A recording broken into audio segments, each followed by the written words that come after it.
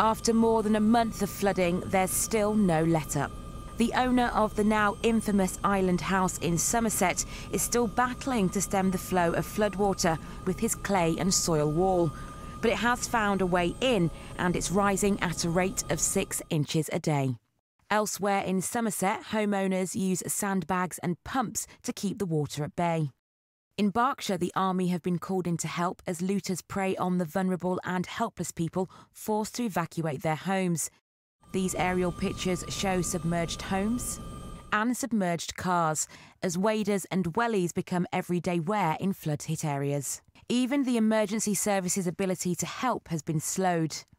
In Staines, there is further devastation, a normally landlocked area covered in water, as David Cameron promises millions of pounds in aid to farmers, home and business owners.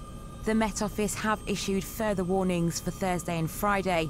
They say more extreme weather is on its way.